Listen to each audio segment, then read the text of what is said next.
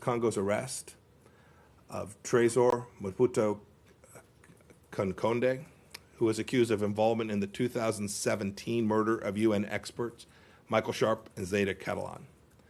Finding and apprehending him is an important step forward for the rule of law in the DRC and justice for the murder of an American citizen.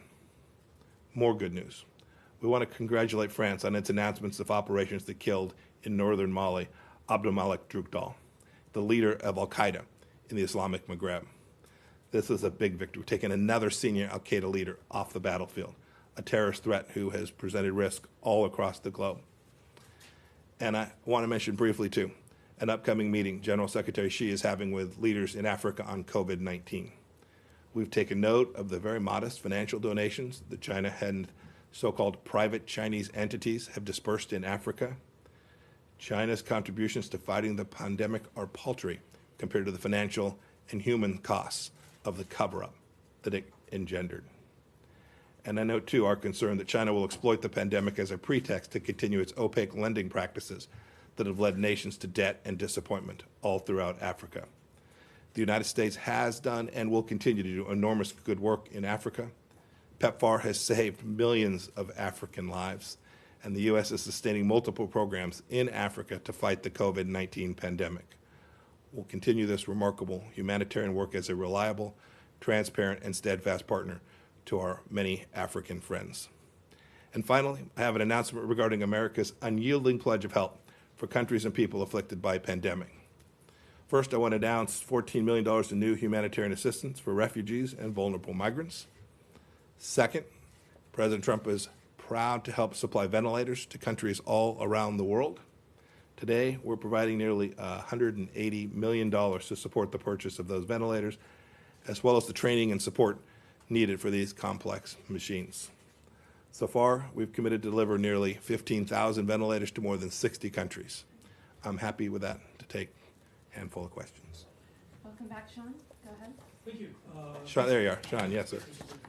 Actually, I wanted to ask you about events in this country over the past week, the killing of George Floyd. And so you commented on Twitter about this, and you've criticized China and Iran over their response, how you say they're exploiting it. But what is the message from the State Department? What is the message the United States projects to the world about this? When we have greater attention to the racial disparities here in the United States, when you've seen the use of force in Lafayette Park, what message can the United States have? Is it still in position to raise morally these issues like the ones we hear today about religious freedom?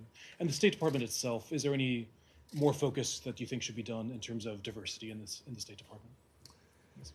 Well, I'll take your second question first. Since the day I arrived here, we've been very focused to make sure we brought every talent to bear all across the State Department, a diverse set of people working from all across the country, of every race, of every nature, of every political persuasion, to bring them here to execute America's diplomatic mission. I'm really proud of the work we've done to make sure we have the right team, a diverse team here on the field. I think the statistics show that hard work by Carol Perez and her team in our Department of Human Resources. I think they've done fantastic work at that, and it's important. It's important as we travel the world that our team represent America in a way that reflects the full glory and diversity of the United States of America. And as for your first question, I think the question is so troubling, right? Because you ask the question assuming there is a moral equivalency between what takes place in these countries where they repress their people and they bludgeon their people and they burn down their religious facilities and they deny journalists, you all, the chance to ask a question of a Secretary of State, just like the question you had the opportunity to ask me today and demand that we provide responses to you and hold us accountable. Those things don't happen in those nations. Our diplomats all around the world can be incredibly proud of the fact that they represent a nation that has God-given rights ensconced in our fundamental founding documents that ensure that when we get something wrong here in the United States, when something as tragic and as awful as what happened to George Floyd takes place, that the government responds, right? We saw both local law enforcement and our Department of Justice move very quickly to address the particular situation. We've now seen people say, hey, we're calling for changes in the way law enforcement works. It's not my space here as the Secretary of State, but you can see this debate take place in America. That doesn't happen in nations across the world. In Tiananmen Square 31 years ago, when thousands of people were massacred, instead they repressed journalists, they disappeared people. It was fundamentally different. Our nation is so special. And it's the greatest nation in the history of civilization. It is so special that challenges like the ones that we're confronting here in the United States today will be managed head on. There will be a political process that's engaged of. There'll be wide open debate. And our core principles, the fact that we respect every human being because they are made in the image of God, will be reflected in the way that the United States responds to these challenges. And I actually think our diplomats have this incredible opportunity to tell this important story about how America confronts challenges inside its own country in a way that reflects the finest of what our founders would have hoped America could achieve. Rich? Madam Secretary. Hey, Rich. Since we last spoke, Mr. Linick has testified that the Undersecretary of Management tried to bully him on multiple occasions, including an attempt to assume control of a leak investigation and dissuade his investigation of last year's arms sales to Saudi Arabia. Is that accurate? And if so, is it appropriate? And is State currently looking into Mr. Linick?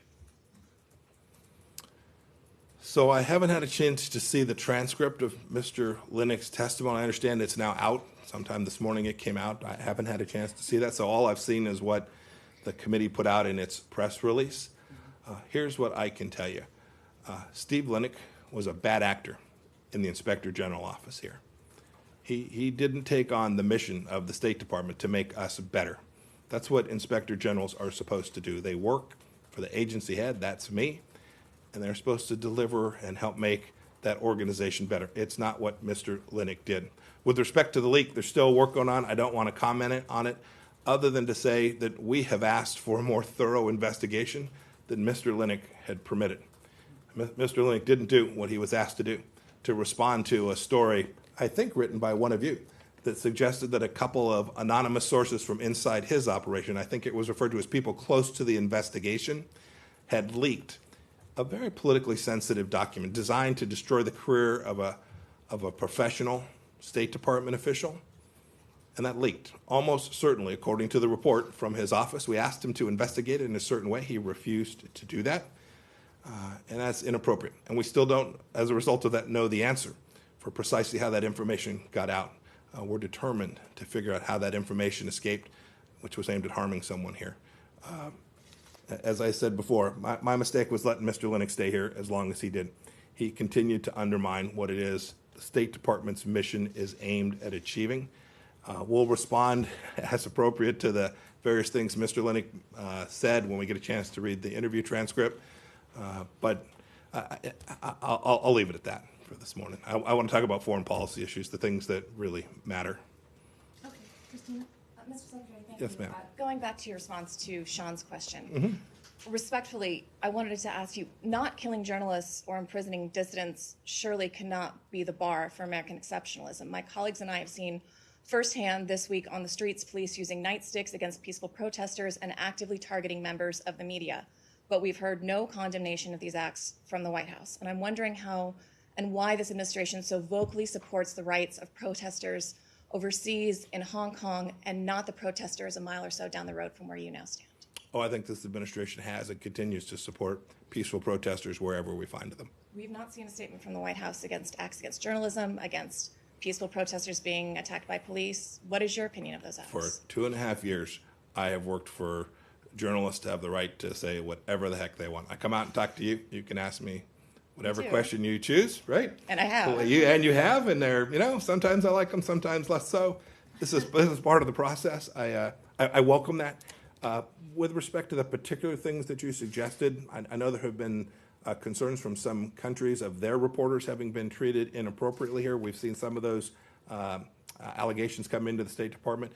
You should know, and those countries should know, we will handle them in a completely appropriate way. We will do our best to investigate them to the extent the State Department's capable of doing that, and we will address them in a way that is appropriate to try and address any concerns those nations may have about their journalists, who we too do our level best to protect. Whenever you've seen them, the international press travel alongside you, we do our best to take care to make sure that they get an opportunity both to ask questions of us and that they can feel safe and secure in doing so. What is your opinion of the protests? That'll be it. Thank you. Great. Thank you all. We're going to have Sam now. All right. Thank you. Ambassador Brownback, you're up. Thank you all. Have a good day. And just one clarifying point, you can actually look to White House Press Secretary Kayleigh McEnerney. She addressed